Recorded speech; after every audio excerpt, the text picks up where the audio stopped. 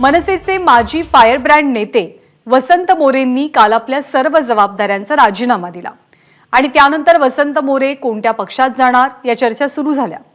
कालपासून राष्ट्रवादी काँग्रेस, शरदचंद्र पवार आणि अजित पवार गट, ठाकरे गट या पक्षांकडून आपल्याला फोन आल्याचं वसंत मोरेंनी एबीपी माझाशी बोलताना सांगितलंय। तसंच राज ठाकरेंचा सुद्धा आपल्याला फोन आला होता, पण तो आपण उचलला नाही असं वसंत मोरे म्हणाले। तर येत्या 2 ते 3 दिवसात आपण आपला निश्चित निर्णय घेऊ असंही त्यांनी सांगितलं। त्यांच्याशी संवाद साधला आमचे प्रतिनिधी मिकी घई यांनी।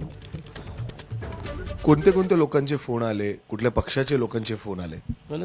बऱ्यापैकी मला वाटतं की राष्ट्रवादी काँग्रेसमधनं पण फोन आला मला, प्रशांतदादा जगतापांचा फोन आला होता, अरविंद शिंदेंचा फोन आला, मोहनदादांचा आला होता, शिवाय शिवसेनेमधनं सुद्धा फोन झाले।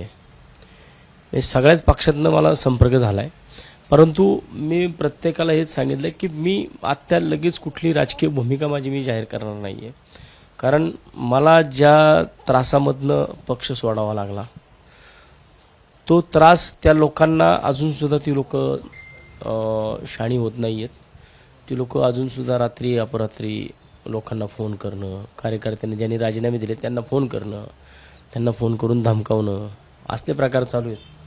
त्यामुळे मला वाटतं की ह्या सगळ्या गोष्टीतनं स्थिर स्थावर व्हायला मला अजून 1-2 दिवस लागतील आणि त्याच्यानंतरनं मी ज्यांच्या संग बोलायचे तसं मी बोलेल।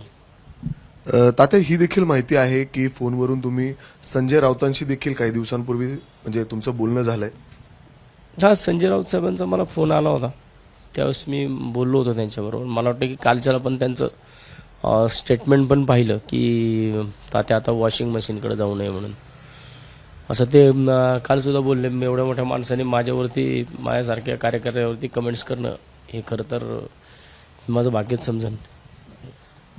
तात्या, अजून सुद्धा तुम्ही काहीशे नाराज दिसताय।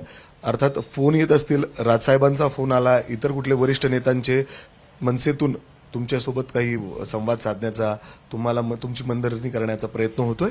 भरपूर लोकांचे फोन आले, मान्य साहेबांचा सुद्धा फोन आला होता एका पदाधिकाऱ्याच्या मोबाईलवरती, परंतु मी प्रत्येकाला त्यांना एवढंच सांगितलं, त्या पदाधिकाऱ्यांना सुद्धा मी भाऊ तुझ्या पाया पडतो, माझी तुला हात जोडून विनंती आहे की मला नको साहेबांना फोन देऊ, मी नाही बोलू शकत, कारण आजपर्यंत जे खरी परिस्थिती आहे ना ती मी साहेबांच्या कानावरती घालत आलो आणि आता मी परत साहेबांसंग बोलून मला नाही वाटत की मी साहेबांना दुखवू शकतो।